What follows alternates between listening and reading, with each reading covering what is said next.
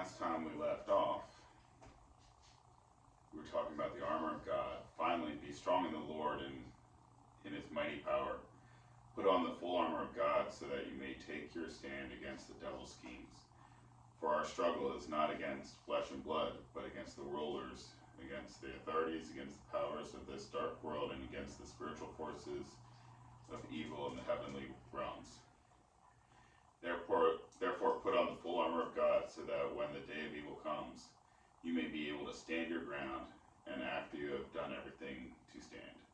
Stand firm then, with the belt of truth buckled around your waist, and the breastplate of righteousness in place.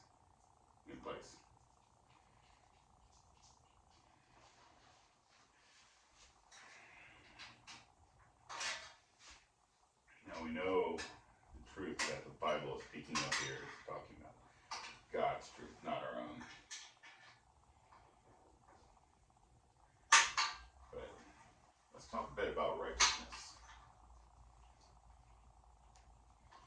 I'm going to take off these shields, and I'm going to set up a wrap to go around my pipes.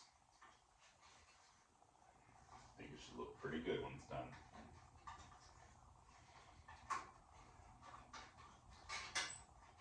Now, when the word speaks about righteousness,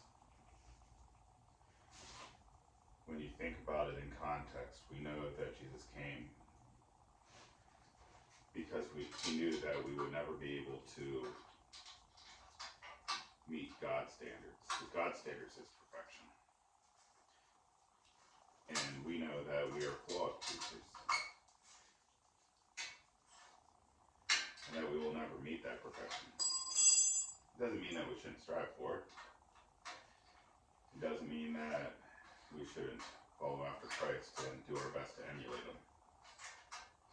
But it does mean that we have to realize that we'll never actually get there. And that's why he came, so that he could make us righteous in God's eyes through him.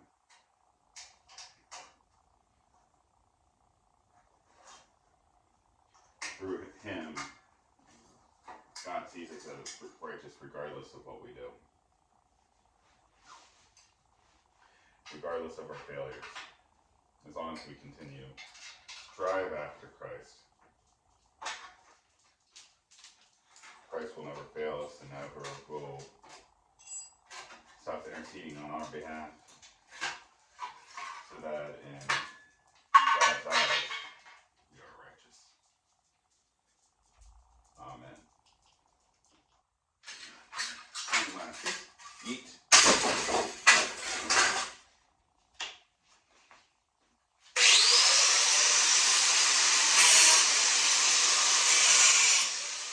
Alright, so this time we'll be going over controls and lights.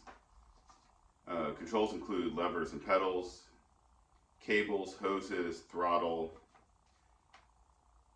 and lights include going over the battery, the headlamp, tail, lamp brakes, turn signals, mirrors, lenses, reflection, and wires. Going over controls, you want to check your brake lever, make sure that's not bottoming out. If it is, you probably need to bleed your brakes. I'll probably do a video on how to do that eventually, and I got a handy little tool that makes it a lot easier. You also want to make sure that your clutch fully engages and that you're able to shift correctly. We'll just pretend we're looking at the camera because I'm not that fancy. But you want to check your brake pedal for your rear brake. Same thing, if it's bottoming out or you don't feel it braking, you can also roll your bike back and forth, making sure that your brake's engaging correctly. We already checked over the brake pads to make sure they're good. So at this point, if you don't feel friction and you don't feel the bike stopping, you're probably looking at those brake lines again. On most newer models, you're talking about bleeding the brakes. Old school, you had some wires, but that was a long time ago.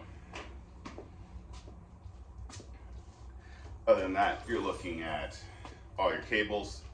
You're making sure nothing's crimped, nothing's cut, nothing's fraying or breaking apart, dry rotted. You want to look at clutch cable as well. Take this off.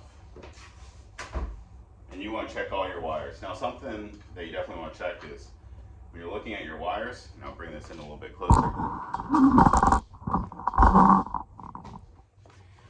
When you're checking these wires, you want to bend them around a little bit. Don't try to pinch them and crimp them. But when you're bending them around, if they're flexible, it means that they're not dry rotting yet and you're not having a lot of issues. You also want to make sure that your terminals here are loose. There are some models where these will come loose over time. Lock washers and Loctite go a long way in making sure those stay tight.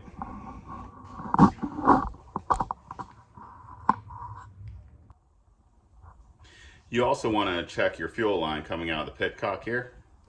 So here's your fuel line going to your injector. And you want to bend that a little bit too. Make sure that it's not dry rotting or cracking. You don't need that cracking on the road and leaking fluid. So we've already checked over the batteries and the wiring for the lights part of the TCLOCKS.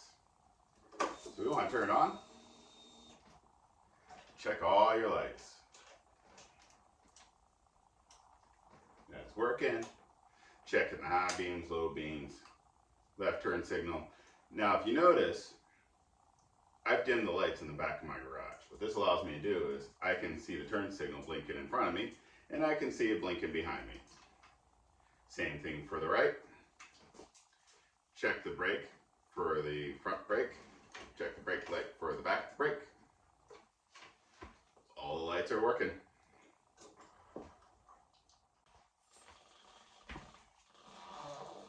You also want to go around and manually check all your lenses. You want to check your mirrors, make sure nothing's cracked, nothing's all scratched up, making sure everything's shining bright and then you can see what you need to see. To finish it off is checking fluids. So two of which doesn't have a dipstick and you'll have to just change them out in order to know for sure how much you got in there. Each only takes a quart of oil. You've got your primary oil over on the left hand side. That lubricates your chain and your clutch basket. You got your transmission oil. Self-explanatory, takes a quart of transmission fluid specific to your bike. And then you got your main oil, that's the one with the dipstick right near your rear foot peg or right around your exhaust is usually your dipstick for that. On the V-Rod, it's actually right up front on the left-hand side by my shifter. Dipstick tells you how much fluids you need. If you need to know specifics on how much oil it takes, you're going to have to look it up, unfortunately. They're all kind of different.